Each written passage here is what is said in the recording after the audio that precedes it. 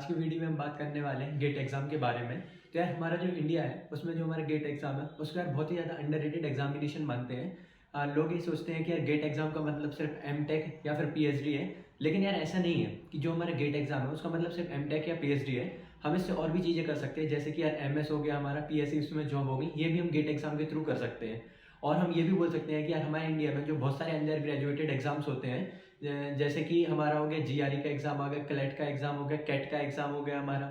या फिर अपन बोले आईएएस का एग्ज़ाम। तो इन सारे एग्ज़ाम को एक ही जगह पे कन्वर्ज कर देता है हमारा गेट का एग्ज़ाम। तो यार बेसिकली आज के वीडियो में हम गेट एग्ज़ाम के बेनिफिट्स के बारे में हम जान रहे होंगे, और इससे जो हमारा अब नेक्स्ट वीडियो होगा उसमें हम जान रहे होंगे कि यार गेट एग्ज़ाम के लिए हमें किस तरीके से प्रिपेयर करना है, किस ईयर में प्रिपेयर करना है, उसके लिए बुक्स हमें कौन कौन सी चाहिए होगी, और हमें ऑनलाइन कोचिंग लेना है या फिर हमें ऑफलाइन कोचिंग लेना है। इस सब के बारे में हम नेक्स्ट वीडियो में बात कर रहे होंगे। तो यार तब तक के लिए यार हमें इस वीडियो को लाइक कर दीजिए और चैनल को सब्सक्राइब कर दीजिए। तो चलिए अब हम वीडियो को शुरू करते हैं और चलते हैं हमारे कंप्यूटर स्क्रीन की तरफ। तो यार आज की वीडियो में हम बात करने वाले हैं गेट एग्ज़ाम के बारे में। तो यार आज हम गेट एग्ज़ाम की एलिजिबिलिटी क्राइटेरियाज़ के बारे में जानेंगे और जो हमारे benefits of the GATE exam है उसके बारे में हम जानेंगे। तो सबसे पहले ये बता देता हूँ कि जो हमारा बेसिकली गेट एग्ज़ाम होता है उसका हमारा फुल फॉर्म होता है graduate aptitude test in engineering. Next ये बात है कि जो हमारा ये टेस्ट होता है ये हमारा कंप्यूटर बेस्ड टेस्ट होता है, जिसमें हमारे कुछ क्वेश्चंस एमसीक्यू फॉर्मेट में होते हैं और कुछ हमें सब्जेक्टिव फॉर्मेट के क्वेश्चन होते हैं। और जो नेक्स्ट इंपॉर्टेंट पॉइंट ये है कि जो हमारा गेट एग्ज़ाम है इसके हमें जो स्कोर्स मिलते हैं वो हमें बेसिकली 3 साल के लिए वैलिड होते हैं। जैसे कि अगर कंसीडर हम करें कि हमने अगर गेट एग्ज़ाम 2022 में दिया है तो हमारे जो स्कोर्स होंगे वो 2022, 2023 एंड 2024 में भी हमारे स्कोर्स वैलिड होने वाले हैं। तो यार हम नेक्स्ट बात करते हैं हमें गेट एग्ज़ाम के एलिजिबिलिटी क्राइटेरियाज़ के बारे में। तो यार बेसिकली अगर इंडिया के अंदर किसी एक स्टूडेंट को गेट एग्ज़ाम देना है तो उसने अपना 10+2 का एग्जामिनेशन मतलब अपने क्लास 12th का एग्जामिनेशन कंप्लीट कर रखा हो, नेक्स्ट उसने एक अंडर ग्रेजुएट कोर्स भी कर रखा हो, तो वो गेट एग्ज़ाम देने के लिए हमारा बेसिकली वैलिड हो जाता है। अभी से कुछ सालों पहले ये होता था कि जो हमारे बीटेक के स्टूडेंट्स होते थे वो अपना 4th ईयर कंप्लीट करने के बाद ही गेट एग्ज़ाम दे सकते थे, लेकिन अभी जो प्रेजेंट ट्रेंड है उसमें ये कर दिया गया है कि हमारा जो गेट एग्ज़ाम है वो हम 3rd ईयर के बाद भी दे सकते हैं, 4th ईयर के बाद भी हम दे सकते हैं। नेक्स्ट यार अगर हमारा कोई भी स्टूडेंट अगर वो इंजीनियरिंग फील्ड से है, अगर टेक्नोलॉजी फील्ड से है, आर्किटेक्चर फील्ड से है, साइंस से है, कॉमर्स से है या फिर आर्ट्स से है, तो वो किसी भी फील्ड से हो वो गेट एग्ज़ाम दे सकता है। नेक्स्ट इधर पे अगर हम बात करें तो नेक्स्ट हमारा ये है कि अगर हमारा एक पर्टिकुलर स्टूडेंट हमारा मास्टर्स डिग्री कर रहा हो तो भी वो गेट एग्ज़ाम दे सकता है। भैया गेट एग्ज़ाम में तो यार बेसिकली मास्टर्स ही होती है, तो यार हम मास्टर्स डिग्री ही क्यों मास्टर डिग्री वाली गेट एग्ज़ाम दे के क्या करेंगे। तो यार बेसिकली यार गेट एग्ज़ाम में ये होता है कि अगर अपन एमटेक अकेली नहीं करने वाले, इससे हमें और भी ज़्यादा डिफरेंट बेनिफिट्स मिलेंगे और हम डिफरेंट अलग अलग कॉलेजेस में एडमिशन ले पाएंगे। तो यार इधर पे मास्टर्स डिग्री वाले भी गेट एग्जामिनेशन दे सकते हैं। और जो नेक्स्ट इधर पे हमें पॉइंट याद रखना है कि जो हमारा जो गेट एग्ज़ाम है उसके लिए हमें कोई भी एज लिमिट नहीं होती है।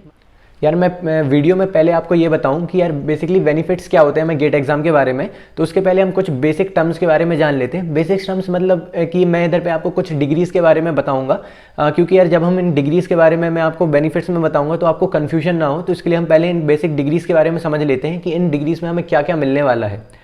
तो यार हमारी जो इधर पे पहली डिग्री होने वाली है वो हमारी क्या होने वाली है, एमटेक की डिग्री होने वाली है। दूसरी जो हमारी मेन डिग्री है वो हमारा होने वाली पीएचडी की, और तीसरी हमारी जो मेन डिग्री है वो हमारी होने वाली है एमएस की।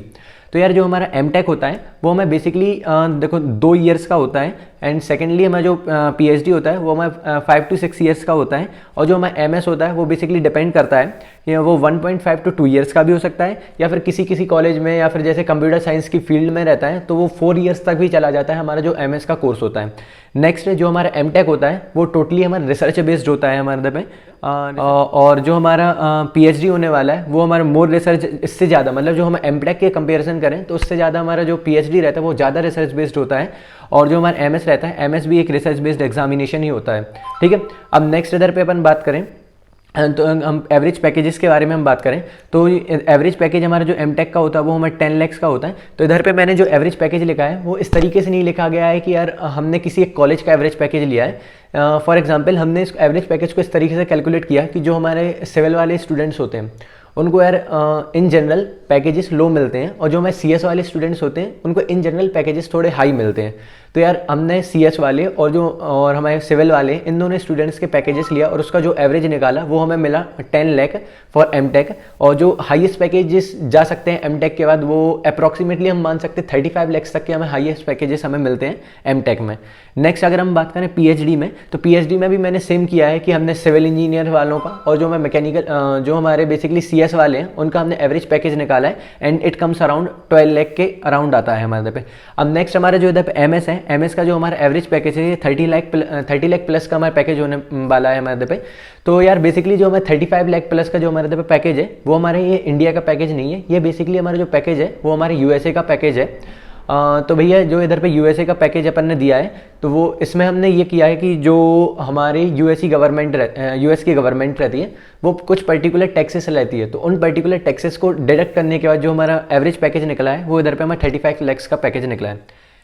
नेक्स्ट यार हम बात करते हैं इधर पे इन कोर्सेज में गवर्नमेंट हमें स्टाइपेंड भी देती है जब हम इन पर्टिकुलर डिग्रीज को कंप्लीट कर रहे होते हैं। तो जो हमें MTech है, MTech में हमें पर्टिकुलर स्टाइपेंड मिलती है वो हमें बेसिकली रेंज करती है ₹7,500 से 12,400 तक। जो 7,500 है ये SC/ST वाले स्टूडेंट्स को मिलती है कुछ पर्टिकुलर स्कॉलरशिप के अंडर, और जो 12,400 वाली हमें जो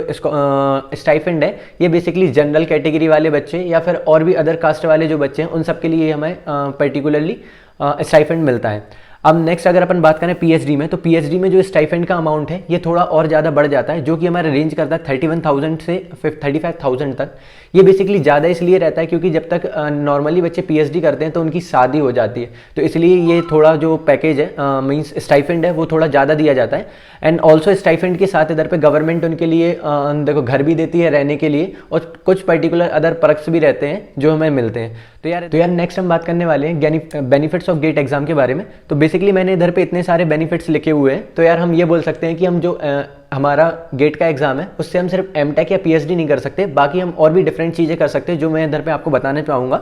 तो जो हमारी पहली चीज़ है जो हम गेट एग्जाम के थ्रू कर सकते हैं वो हमारा होगा MTech या फिर अपन बोल सकते हैं इसे ME। तो यार बेसिकली इंडिया में होता क्या है कि जो हमारे सबसे ज़्यादा रेप्यूटेड इंस्टीट्यूट से रहते हैं जिनमें अपन BTech कर सकते हैं या MTech कर सकते हैं वो होते हैं हमें IITs। तो यार जैसे ही आप क्लास 12th का एग्जामिनेशन देते हैं उसके बाद हमें IITs में जाने के लिए JEE एडवांस का पेपर देना पड़ता है, लेकिन ऐसे कुछ स्टूडेंट्स होते हैं जो यार इस एग्जाम को क्लियर नहीं कर पाते लेकिन उनका ड्रीम रहता है IIT में जाने का। तो यार गेट एग्जाम एक अल्टरनेटिव एग्जाम है जिसके थ्रू आप अपनी BTech कंप्लीट करने के बाद इन पर्टिकुलर कॉलेजेस में जा सकते हैं अपनी MTech कंप्लीट करने के लिए। नेक्स्ट यार जो हमें अपॉर्चुनिटी है जो हमें गेट एग्जाम के थ्रू मिलने वाली है वो हमारी होने वाली है PhD के लिए। तो PhD बेसिकली जो मोस्ट ऑफ द टाइम जो रहती है रिसर्च बेस्ड रहती है, जिसमें आपको 5 to 6 ईयर्स की हमें PhD रहती है, जिसमें इनिशियली 1 to 2 ईयर्स से रहते हैं जो हम पढ़ाई में निकालते हैं, बाकी की 3 to 4 ईयर्स जो हमें बचे वो हमें पूरा रिसर्च बेस्ड रहता है जहाँ पे हम डिफरेंट फील्ड्स में हम रिसर्च करते हैं। तो यार नेक्स्ट हम गेट एग्जाम के थ्रू यार हम MS भी कर सकते हैं। तो यार जो हमारा इंडिया है तो बहुत सारे लोग ये सोचते हैं कि इंडिया में MS नहीं होती, MS करने के लिए हमें सिर्फ फॉरेन कंट्रीज़ में जाना पड़ता है, लेकिन इंडिया में भी MS होती है। लेकिन यार इधर पे हम बात करने वाले हैं कि जो हमारे गेट एग्जाम है वो हमें बाकी एग्जाम्स जो हमारे रहते हैं उनको कैसे कन्वर्ट करने वाला है। तो यार जब हमें MS करनी पड़ती है और फॉरेन कंट्रीज़ में जाके तो हमें एक GRE का एग्ज़ाम देना पड़ता है, लेकिन हमारी कुछ ऐसी भी यूनिवर्सिटीज़ हैं जो गेट एग्जाम के स्कोर को कंसिडर करके MS करवाती हैं फॉरेन कंट्रीज़ में। तो पहले यार मैं आपको कुछ ऐसी यूनिवर्सिटीज़ का नाम बता देता हूँ जो गेट एग्ज़ाम को कंसीडर करके अपने एडमिशन्स करवाती हैं। तो हमें कुछ ऐसी फॉरेन यूनिवर्सिटीज़ हैं जो कि हमें पहली फॉरेन यूनिवर्सिटी है हमें आचेन यूनिवर्सिटी, जो कि हमें एक जर्मनी की यूनिवर्सिटी है और it is best known for the mechanical engineering and automobile engineering के लिए इसको सबसे ज़्यादा जाना जाता है। नेक्स्ट हमारे जो एक पर्टिकुलर यूनिवर्सिटी जो कि हमें टेक्निकल यूनिवर्सिटी ऑफ म्यूनिच है, ये भी हमें बेसिकली जर्मनी में ही है। नेक्स्ट हमारी इधर पे जो यूनिवर्सिटी आने वाली है वो है हमारी नेशनल यूनिवर्सिटी ऑफ सिंगापुर, और जो हमारी लास्ट यूनिवर्सिटी है नैनेयांग टेक्निकल यूनिवर्सिटी ऑफ सिंगापुर। तो यार अब ऐसे बहुत सारे स्टूडेंट होंगे वो ये भी बोलेंगे भैया नहीं मुझे तो MS करने के लिए USA में जाना है। तो भाई अब MS करने के लिए तो हमें USA में जाना है तो यार हमें GRE का एग्ज़ाम देना पड़ेगा अगर हम इंडिया से डायरेक्ट जाना चाहते हैं। लेकिन यार हम ऐसा नहीं करेंगे, अगर किसी को इसका डिफरेंट वे या डिफरेंट अप्रोच में जाना है तो वो ऐसा कर सकता है कि instead of giving the GRE exam वो पहले गेट एग्जाम के थ्रू इन पर्टिकुलर यूनिवर्सिटीज़, मतलब कि जो हमारी जर्मनी में यूनिवर्सिटीज़ हैं या सिंगापुर में उधर पे चला जाए और सिंगापुर से वो डायरेक्टली यार यूएसए जा सकता है। तो इस तरीके उसको जीआरई का एग्ज़ाम भी नहीं देना पड़ेगा। तो यार हमारा जो गेट एग्ज़ाम है, इससे हमें जो नेक्स्ट अपॉर्चुनिटी मिलने वाली है वो हमारी होगी प्राइवेट सेक्टर्स की जॉब। हाँ भाई, ऐसा हो सकता है कि यार जैसे उसने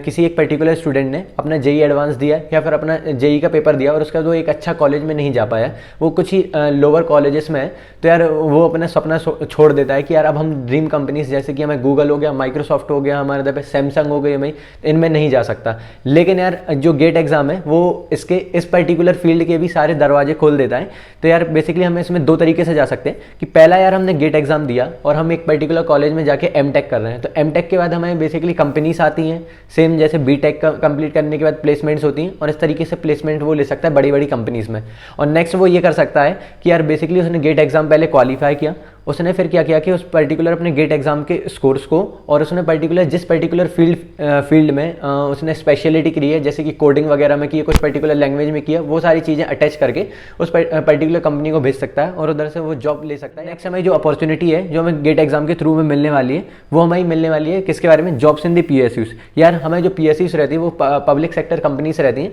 जिनमें लोगों को सपना होता है जॉब करने के लिए। तो यार अगर किसी को ये जानना है कि यार PSUs में बेसिकली जॉब करने के हमें पर्क्स क्या क्या होते हैं हमें, और हमें इधर पे सैलरी हमें कितनी मिलती है हमारे लिए, तो और बाकी जो मैं इंडिया के बेस्ट PSUs है उसके बारे में डिटेल चाहिए तो आप मुझे कमेंट बॉक्स में बता सकते हैं, मैं उसके लिए भी एक पर्टिकुलर वीडियो बना दूंगा। तो यार मैं ये बताऊंगा कि जो PSUs रहती हैं, जैसे कि हमें बेल हो गया, हमारा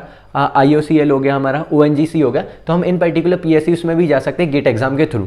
और नेक्स्ट यार हमें जो अपॉर्चुनिटी है जो हमें गेट एग्जाम के थ्रू में मिलने वाली है वो हमारे होने MBA की मिले। हाँ भाई MBA, हाँ भाई MBA भी हम कर सकते हैं गेट एग्जाम के थ्रू। तो यार अगर हमें गेट एग्जाम के थ्रू MBA करना है तो हम किस कॉलेज में जाएंगे, तो जो हमें नीति मुंबई कॉलेज है, इस कॉलेज से हम MBA भी कर सकते हैं अगर हम गेट एग्जाम देते हैं। तो यार भाई नीति मुंबई कॉलेज अच्छा है। हाँ भाई, ये जो नीति मुंबई कॉलेज है टॉप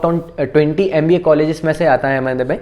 और इसमें जाने का प्रोसीजर ये होता है कि आपको सबसे पहले अपना एक गेट एग्जाम देना पड़ता है। जैसे ही आप गेट एग्जाम की देते हैं उसमें आपके पर्टिकुलर स्कोर्स आएंगे और नीति मुंबई की एक कट ऑफ रहती है, उस कट ऑफ को आपको क्लियर करना पड़ेगा। उसके बाद एक GD होगा और GD आप अगर क्लियर कर लेते हैं तो उसके बाद हमारा होगा इंटरव्यू राउंड, और वो क्लियर करने के बाद आप MBA कर सकते हैं किससे, नीति मुंबई का। तो भैया ये कॉलेज अच्छा है या नहीं ये भी बताऊं तो यार मैं ये बताना चाहूँगा, आप जैसे ही MBA करेंगे तो जो आपका एवरेज जो हाईएस्ट पैकेज है नीति मुंबई का, प्रीवियस ईयर ट्रेंड्स को मैंने एनालाइज करके निकाला है, जो हमारा होने वाला है 44 LPA का। और सबसे इंटरेस्टिंग बात होने वाली है कि जो हमें नीति मुंबई है उसका जो हमें मीडियन पैकेज होता है वो भी हमें 19 to 20 lakhs जाता है, एंड एवरेज पैकेज जो हमारा रहता है वो 21 to 22 lakhs जाता है, जो कि हमारा एक बहुत ही बड़ा पैकेज है और हमें मिलने वाला है। ठीक है, अब जो हमें नेक्स्ट अपॉर्चुनिटी है जो हमें गेट एग्जाम के थ्रू में मिलने वाली है वो होगा हमें फेलोशिप प्रोग्राम्स इन दी IIMs। अब जो हमें IIM कॉलेजेस रहती है इनमें भी हमें जाना होता है, तो कुछ बच्चों को जाना होता है कि हम IIM कॉलेजेस में जाना है तो हमें उसके लिए अलग से एग्जाम्स देने पड़ते हैं, लेकिन नहीं यार, हम फेलोशिप प्रोग्राम्स करने के लिए भी इन IIMs में जा सकते हैं और हमें इसके लिए अलग से एग्जाम ही नहीं देना पड़ेगा, हम डायरेक्टली गेट एग्जाम के थ्रू इन कॉलेजेस में जा सकते हैं। तो यार नेक्स्ट आप ये क्वेश्चन पूछेंगे तो यार ये फेलोशिप प्रोग्राम्स होता क्या है, तो यार जो फेलोशिप प्रोग्राम रहता है it is similar to basically एक PhD प्रोग्राम की तरह होता है, जिसमें आपको 4 से 5 साल आप बेसिकली इस पर्टिकुलर डिग्री को करते हैं, और ये भी एक रिसर्च टाइप डिग्री ही होती है, जो इसके बारे में आप ऑन गूगल पे सर्च कर सकते हैं। नए लोगों का ये क्वेश्चन होगा कि यार भैया अब हमें पढ़ना तो नहीं यार, 4 से 5 साल हमें रिसर्च करनी पड़ेगी तो हम फेलोशिप करें ही क्यों। तो यार बेसिकली इसमें मेन पॉइंट ये है कि जैसे ही आप फेलोशिप कंप्लीट कर लेते हैं तो आपको जो एवरेज पैकेज मिलने वाला है वो हमारा होने वाला है 40 लाख प्लस का एवरेज पैकेज। तो यार भैया अब तो डन है यार, हम इधर पे क्या करने वाले, फेलोशिप ही करने वाले हैं, क्योंकि हमारा एवरेज पैकेज जैसे 40 लाख प्लस का पैकेज होगा। तो यार एक बहुत ही ज़्यादा बेस्ट थिंग होने वाली है उन बच्चों के लिए जो बेसिकली लोअर कॉलेजेस से बिलोंग करते हैं। तो यार ये हमें सारे बेनिफिट्स थे गेट एग्जाम के बारे में।